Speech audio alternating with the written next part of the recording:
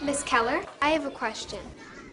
You were talking about the Israelis and the Palestinians, but I don't see Palestine on the map.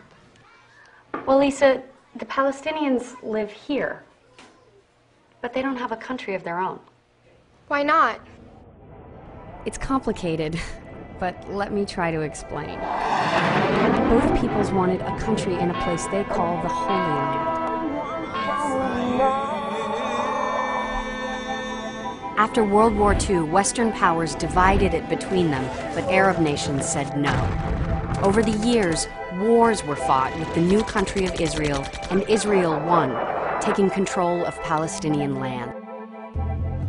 There hasn't been peace since. Now 1.5 million Palestinians live in Gaza, packed into this tiny strip of land.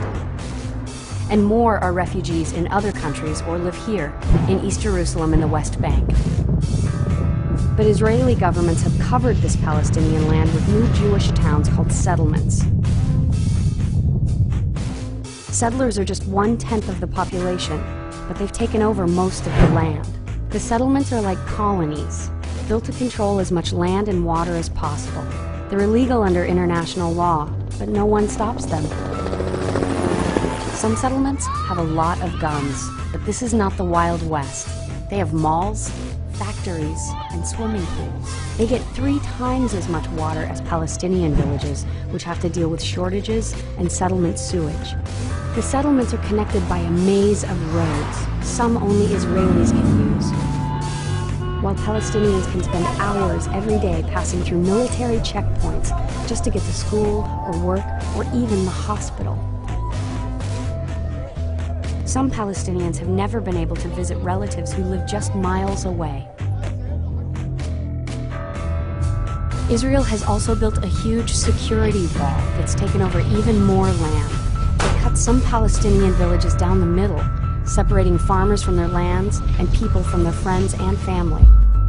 So the real map looks like this, with the wall, roads, and over 200 settlements squeezing Palestinians into small pockets.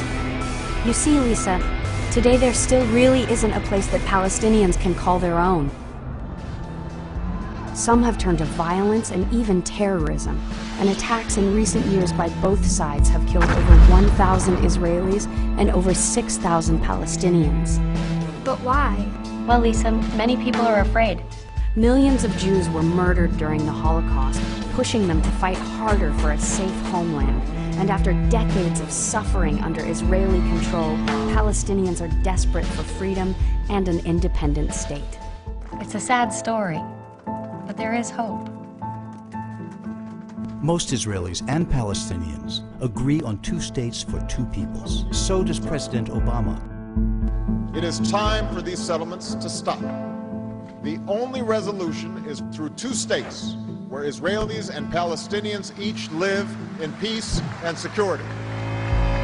But powerful extremists in the Middle East and Washington are doing all they can to destroy this chance for change.